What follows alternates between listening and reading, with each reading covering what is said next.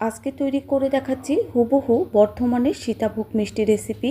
আর এই রেসিপিটা করা এতটাই সহজ যে কেউ খুব সহজেই এই রেসিপিটা তৈরি করতে পারবেন। আর এই রেসিপিটা একদম নো ফেল রেসিপি। মিষ্টি বানানোর জন্য আমি 1 কেজি দুধের ছানা নিয়েছি, আর ছানাটা আমার নিজের তৈরি। মিষ্টি ভালো মন্দ হওয়া ছানার উপর নির্ভর করে। আপনারা যদি পারফেক্ট মিষ্টি বানাতে চান অবশ্যই ছানাটা পারফেক্ট করে কাটতে হবে। আমার চ্যানেলে মিষ্টির দোকানে কিভাবে ছানা রেসিপি করা হয় দেওয়া আছে, আপনারা চাইলে দেখে নিতে পারেন। আমার মনে হয় মিষ্টির মধ্যে সবথেকে সহজ রেসিপি এই মিষ্টিটা, যে কেউ বানাতে পারবেন এই মিষ্টিটা। কারণ ছানা যদি আপনার ভালো না হয় মিষ্টি কিন্তু কখনোই ভালো হবে না, আপনি যত ভালো করেই মিষ্টি বানান না কেন। আর দেখুন আমার ছানাটা কিন্তু একদম ক্রিমের মতো হয়েছে। এই ছানাটা এখন হাতে 5 আঙ্গুল দিয়ে আমি ডলে ডলে ক্রিমের মতো করে মেখে নেব। আপনারা যারা মিষ্টি বানাতে চান অবশ্যই মিষ্টির ভিডিও পুরো দেখতে হবে। টেনে অথবা কেটে কেটে দেখলে কিন্তু আপনারা মিষ্টি বানানো শিখতে পারবেন না।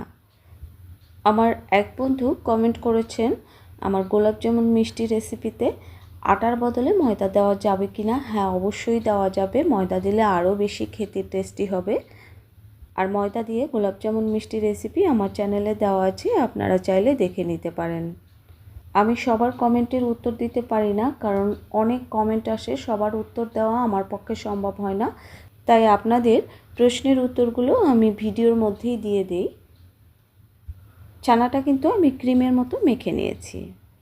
এখান থেকে একটু ছানা আমি সরিয়ে রাখবো নিকুতি বানানোর জন্য।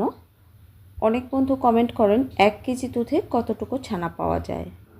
1 কেজি ভালো দুধ হলে 1 কাপের মতো ছানা পাওয়া যায়। আমি ছানাটা ক্রিমের মতো মেখে নিয়েছি, তাই ছানাটা 1 কাপের একটু কম দেখাচ্ছে, খুব সামান্য কম। 1 কেজি দুধ থেকে আমার এতটুকু ছানা হয়েছে।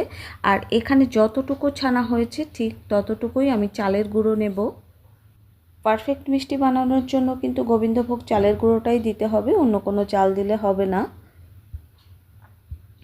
চালটা আমি ধুয়ে 20 মিনিট ভিজিয়ে রাখবো, তারপরে মিক্সিতে আমি গুঁড়ো করে নেব। চালটা আমি গুঁড়ো করে ছাঁকনি দিয়ে ছেঁকে নিয়েছি। আর আমার ছানা যতটুকু আছে আমি ঠিক ততটুকুই কিন্তু চালের গুঁড়ো নিয়েছি। আর দিয়ে দিচ্ছি 1/2 টেবিল চামচ অ্যারারুট। মিষ্টির দোকানে এই সীতাভোগটা ঠিক যেভাবে করা হয় আমি কিন্তু সেভাবেই আপনাদের তৈরি করে দেখাচ্ছি। এবার শুকনো উপকরণের সাথে ছানাটা আমি খুব ভালো করে মেখে নেব। যেহেতু অনেকটা পরিমাণ আমি চালের গুঁড়ো দিয়েছি, তাই কিন্তু এর ছানার মধ্যে আমার একটু জল মিশিয়ে মেখে নিতে হবে, একটু নরম করে মেখে নিতে হবে। একবারে জল দিয়ে মাখবেন না, তাহলে বেশি নরম হয়ে যেতে পারে। অল্প অল্প জল দিয়ে নরম করে মেখে নিতে হবে।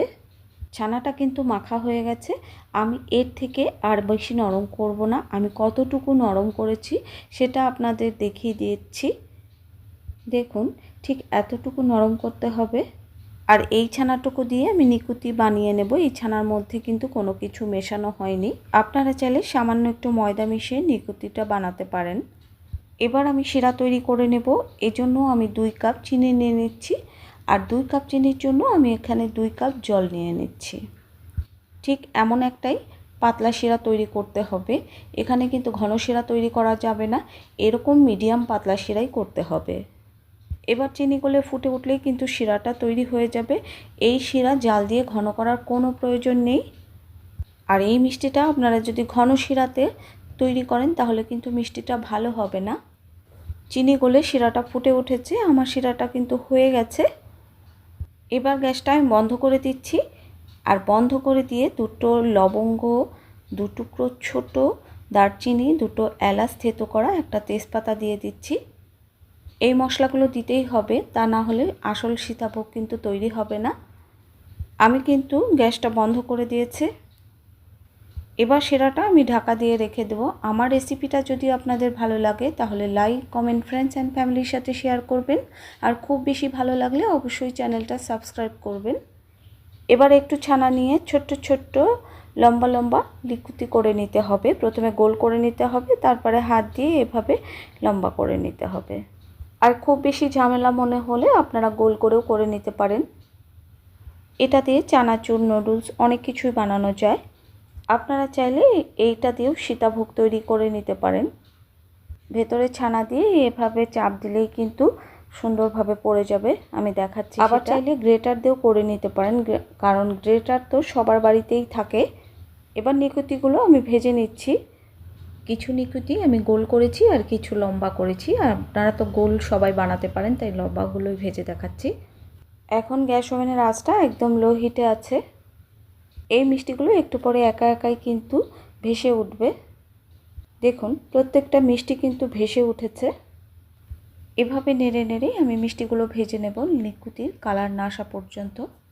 আপনারা A to Z নিকুতি মিষ্টি রেসিপি যদি দেখতে চান আমার চ্যানেলে দেওয়া আছে, আপনারা চাইলে দেখে নিতে পারেন। নিকুতির কালার চলে এসছে আর নিকুতিগুলো কিন্তু ভাজা হয়ে গেছে। এবার আমি নিকুতিগুলো সরাসরি গরম শিরার মধ্যে দিয়ে দেব, আর গরম শিরার মধ্যে দেওয়ার পরে কিন্তু নেড়েচেড়ে দিতে হবে। নেড়েচেড়ে দিলে মিষ্টির মধ্যে কিন্তু খুব ভালোভাবে রস ঢুকে যাবে। এবার আমি মিষ্টিগুলো ঢাকা দিয়ে রেখে দেব। এবার ছানাটা দেখুন আমি সাজের মধ্যে ভরে নিচ্ছি। আর সত্যি কথা বলতে সব মিষ্টির থেকে কিন্তু এই মিষ্টি বানানো খুব সহজ, এমনকি নতুনরাও কিন্তু খুব সহজে এই মিষ্টিটা বানাতে পারবেন।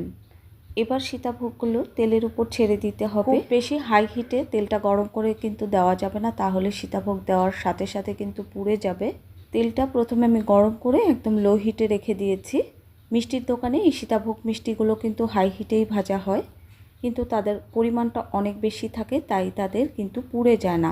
যেহেতু আমরা পরিমাণে কম বানাই, এজন্য কিন্তু তাড়াতাড়ি পুড়ে যায় বা কালার চলে আসে। এবার আমি গ্রেটার দিয়ে তৈরি করে দেখাচ্ছি, কারণ গ্রেটার কিন্তু সবার বাড়িতেই থাকে, তাই আমি মিষ্টি রেসিপিটা গ্রেটার দিয়েই তৈরি করে দেখাচ্ছি।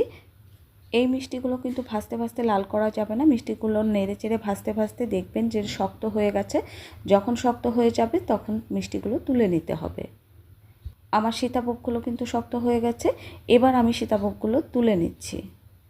এই মিষ্টিটা সাদা দেখতেই বেশি ভালো লাগে, তাই মিষ্টিগুলো ভেজে বেশি লাল করবেন না। সব সীতাভোগগুলো আমি ভেজে নিয়েছি। এবার গরম শিরার মধ্যে আমি সীতাভোগগুলো দিয়ে দিচ্ছি। শিরাটা মোটামুটি বেশ ভালো গরম আছে, কিন্তু খুব বেশি গরম নয়। এবার রসের মধ্যে এভাবে নেড়ে চেড়ে দিতে হবে। আর নিকুতিগুলো ভিজে গেছে, তাই আমি তুলে নিয়েছি। এবার মিষ্টিগুলো আমি ঢাকা দিয়ে রেখে দেব 2 ঘন্টার মতো। আর 2 ঘন্টা পর মিষ্টিগুলো কিন্তু একদম ভিজে গেছে, আমি তুলে দেখাচ্ছি। যখন মিষ্টিগুলো হাতে নিয়ে এভাবে চাপ দেবেন, দেখবেন ভেঙে যাচ্ছে, তখন বুঝবেন মিষ্টিগুলো হয়ে গেছে এবং শিরা থেকে মিষ্টিগুলো তুলে নেবেন। যেহেতু আমি ছানা দিয়ে মিষ্টিগুলো তৈরি করেছি, তাই সারা রাত শিরার মধ্যে রাখলেও কোনো অসুবিধা নাই, গলে যাবে না। ধরুন মিষ্টির মধ্যে চালের গুঁড়োটা অনেক বেশি আছে, ছানাটা খুবই কম আছে, তখন কিন্তু শিরার মধ্যে সারা রাত এই মিষ্টিগুলো রাখা যাবে না। তখন যদি সারা রাত রাখেন তখন কিন্তু মিষ্টিগুলো গলে যাবে। এবার শিরা থেকে আমি মিষ্টিগুলো তুলে নিচ্ছি। মিষ্টিগুলো কিন্তু খাওয়ার জন্য রেডি হয়ে গেছে। আর শিরা থেকে তোলার কিছুক্ষণ পরেই মিষ্টিগুলো কিন্তু একদম দোকানের মতো ঝরঝরে হয়ে যাবে। এবার নিকুতিগুলো আমি উপর দিয়ে ছড়িয়ে দিচ্ছি। আমার মিষ্টি তৈরি হয়ে গেছে। সবাই সুস্থ থাকুন, ভালো থাকুন, টাটা।